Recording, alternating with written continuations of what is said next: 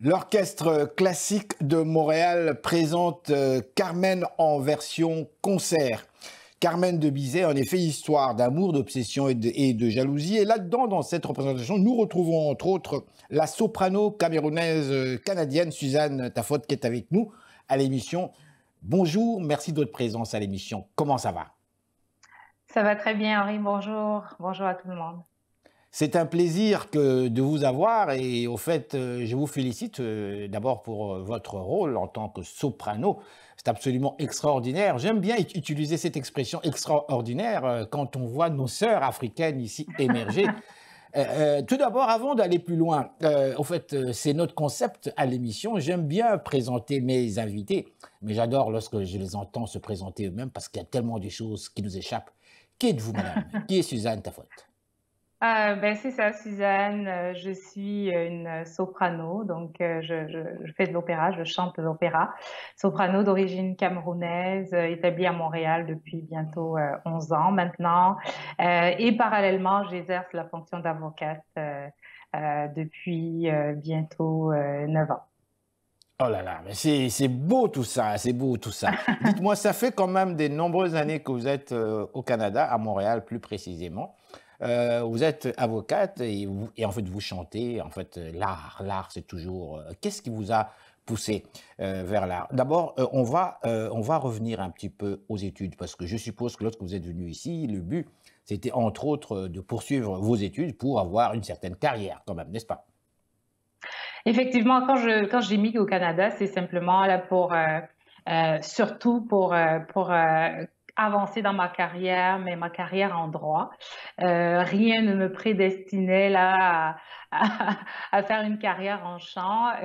Donc, pourquoi le chant? Pourquoi l'art? Pourquoi l'opéra surtout? Parce que j'étais Oui. passionnée là par la musique. Dès mes études, en fait, en droit au Cameroun, j'avais intégré une chorale classique, hein, un peu le parcours traditionnel.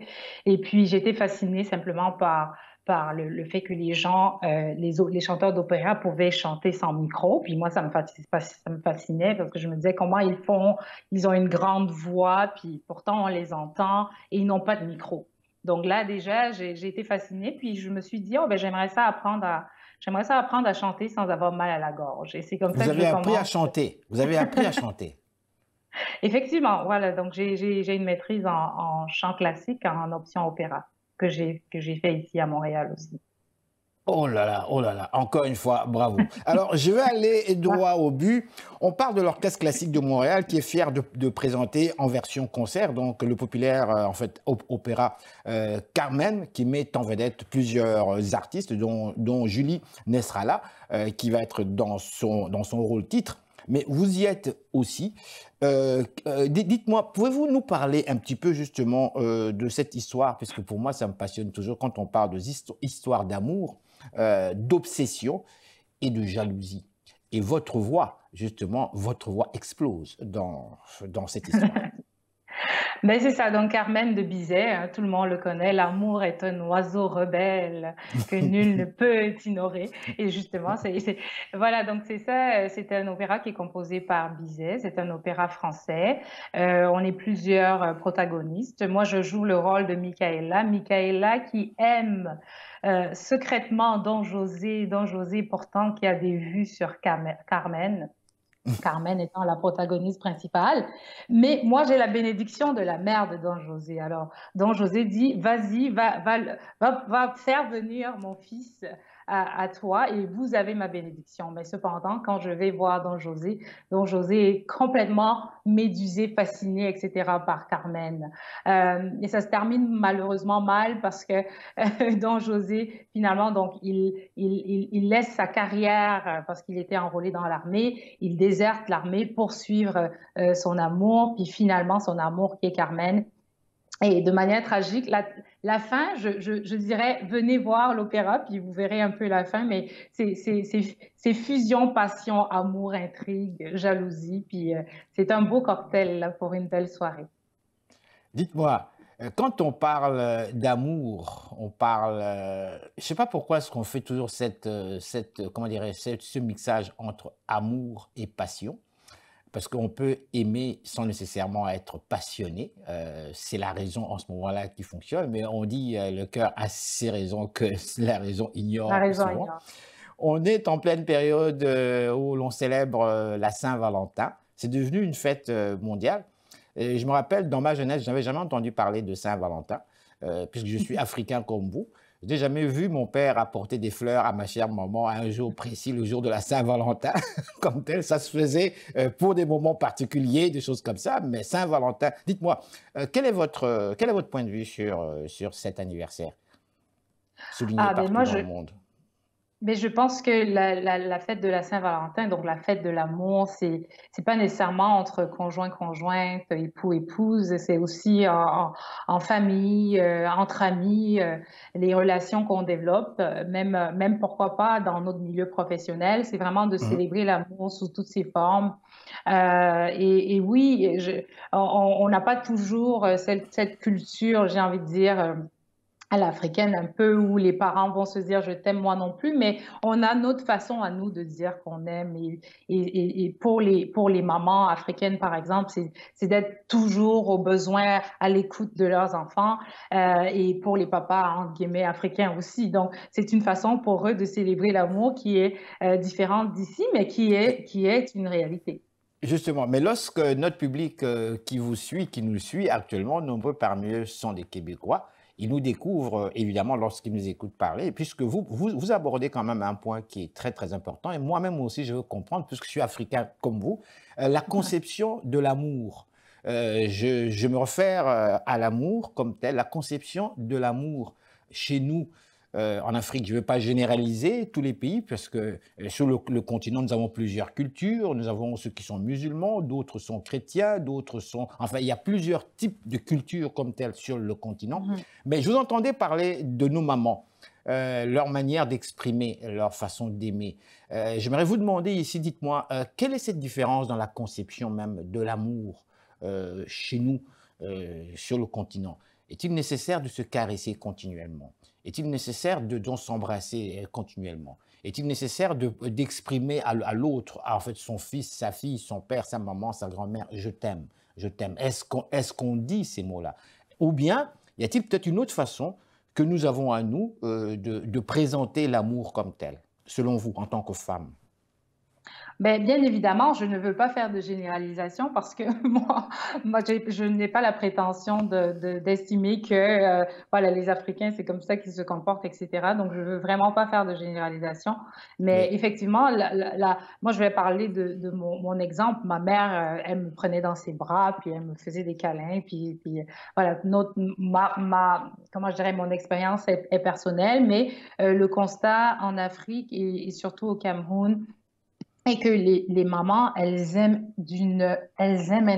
intrinsèquement, c'est-à-dire qu'elles vont se lever avec le peu de moyens qu'elles ont, elles vont aller, voilà, parfois au champ, parfois au marché, pour amener de quoi, entre guillemets, à la maison pour leurs enfants. C'est leur manière à eux de démontrer cet amour-là. Et en général, l'amour, c'est très, comment je dirais, c'est par des actes concrets, des gestes concrets, le fait qu'on fonce malgré tout pour ses enfants. Pour moi, c'est une manifestation concrète de l'amour. Et alors, pour répondre à votre question, est-ce qu'il y a nécessairement besoin de câlins, etc.?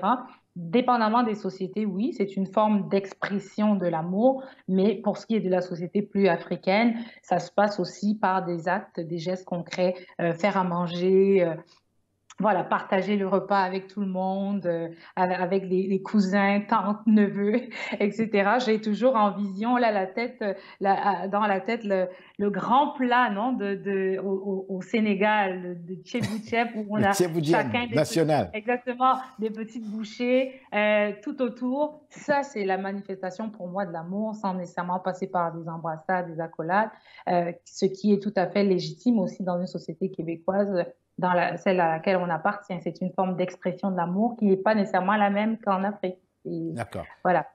Alors, je vais revenir à votre carrière comme telle en tant que soprano.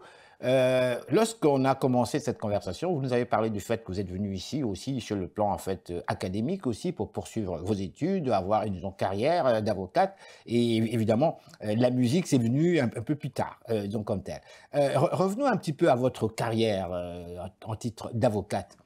Selon ma compréhension, il y a de cela quelques années, c'était difficile quand on est africain ou qu'on vient des pays différents d'être accepté, admis au sein des différentes facultés telles que droit, telles que polytechnique, telles que médecine, et même certaines facultés où c'était vraiment difficile. Aujourd'hui, nous avons constaté qu'il y a beaucoup d'avocats, de plus en plus d'avocats qui sont issus des non-minorités noires, tels que vous. Est-ce que votre expérience dans ce domaine, ça a été difficile avant vraiment de pouvoir réussir et avoir des clients comme tels? Ben, ça a été difficile, oui. Ça a été assez complexe. Maintenant, l'accessibilité en tant que telle à la profession d'avocat, est-ce que ça a été difficile? L'accessibilité, non. Pourquoi? Parce que, bon, voilà, j'ai présenté un dossier comme tout le monde auprès du barreau parce que il faut dire que j'avais un parcours initialement en France, donc j'avais des diplômes que j'ai acquis en France et précédemment au Cameroun. Donc, j'ai fait ce qu'on appelle l'équivalence de diplôme et à l'issue donc de la décision qu'a rendue le barreau, on m'a demandé de faire quelques cours pour me mettre à niveau. Donc, j'ai fait les cours pour me mettre à niveau. J'ai intégré l'école du barreau et j'ai passé l'examen. Maintenant, c'est l'entrée dans la profession. Donc, c'est-à-dire comment je dirais, d'avoir véritablement du travail, Mhm. la recherche d'emploi. C'est là que ça a été encore plus complexe que je ne pensais. Mais pourquoi plus complexe?